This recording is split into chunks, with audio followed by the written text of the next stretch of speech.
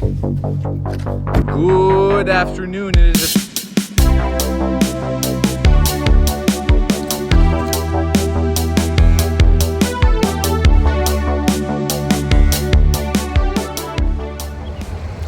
Hello, it's Johnny for the last foreseeable video for a bit.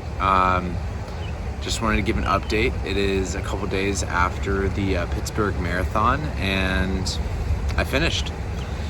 I had a lot higher hopes initially for the time I would end up doing, but I really unexpected what it was really going to be like to be a father, and on top of that, rehabbing my knee, and then ultimately how challenging the race was, and how many learning moments and really introspective moments that I would get from racing a full marathon for the first time.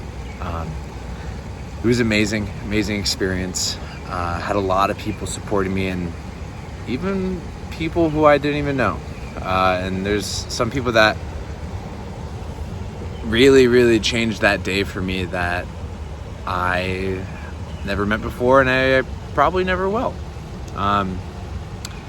We successfully raised about $2,000, about $2,040 to the Alzheimer's Association, and all that money is going to be going towards a really good cause. It's going to give a 24/7 hour helpline for those who live with people with Alzheimer's, or those affected by it, as well as other dementias.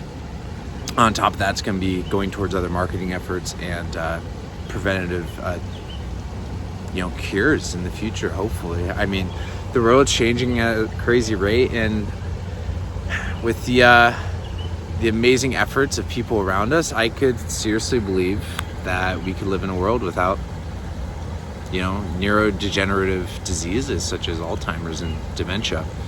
So the future's looking up really bright.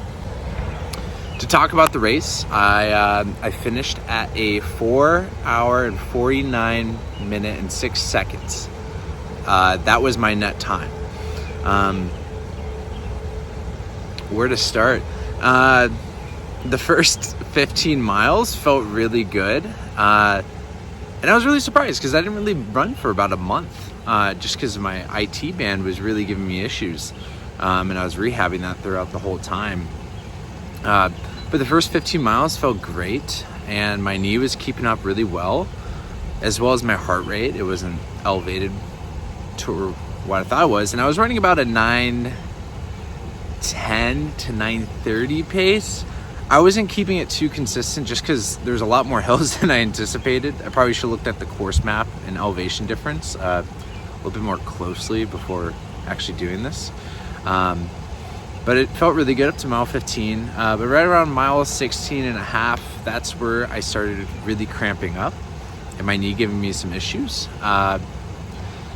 And then all the way up to mile 22 is where I was probably at the darkest moment on that race. I had a lot of negative thoughts that I thought wouldn't exist in my mind, but the race brought me there.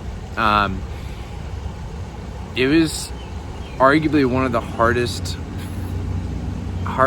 physically challenging moments in my life. I've had other harder days mentally, but definitely the most physically demanding and mentally demanding as well. But around mile 21, when we were in Homestead, Pittsburgh, which was a really fun part of the course, they had like a block party. Their DJ was awesome, and they had these fans that they were doing it to the beat of this like old school hip hop, which was one of my favorite eras of hip hop. So it was really fun. But this random guy noticed how hard I was struggling. At this point, I was mile 21, and I was walking/running at that point, just because my legs were seizing up.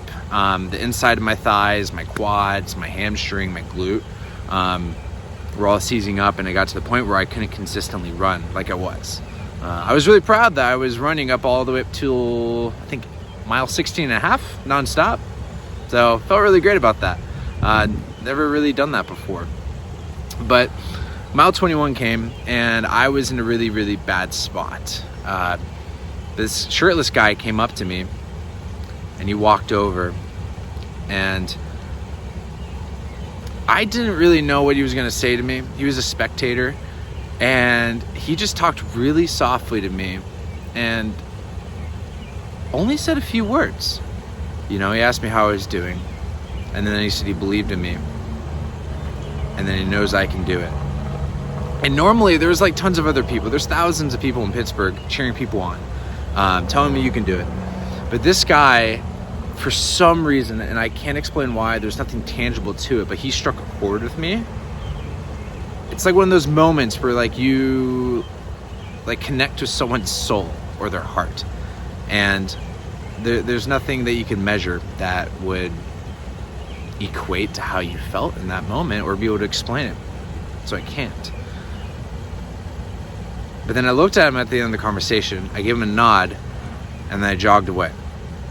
And then by about a half mile later, I had to walk again because my legs started seizing up. I ate some bananas that some spectators were handing out and an orange slice.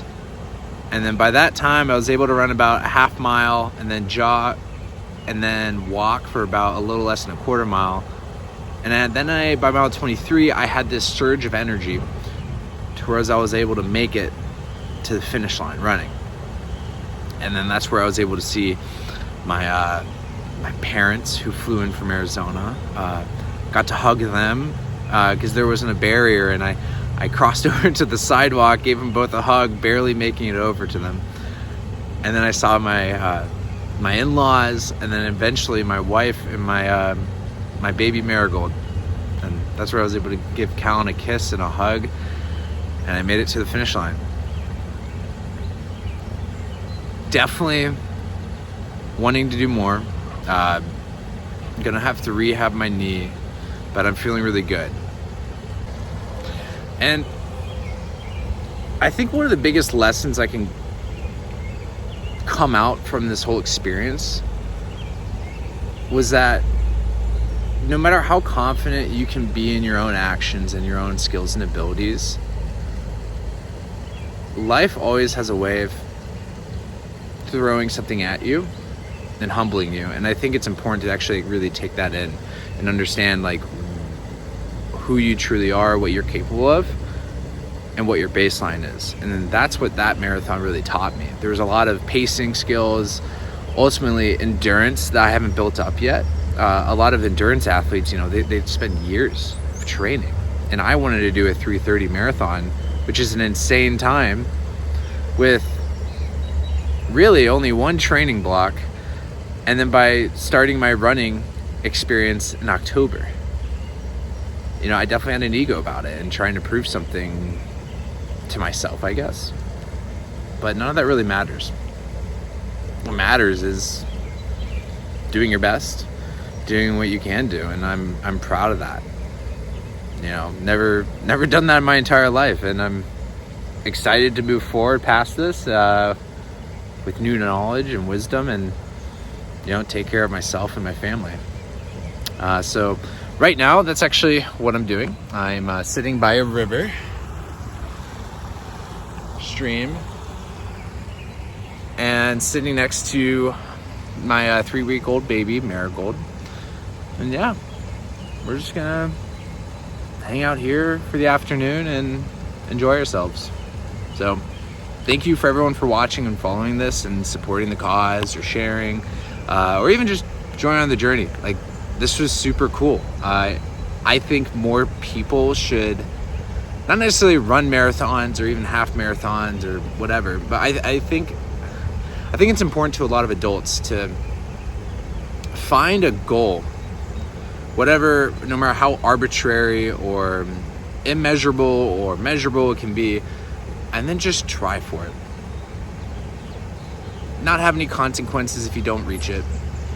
Not have any giant reward at the end of the table or something that's self-servicing. But just strive for something that you never thought was possible or you thought you could be interested in.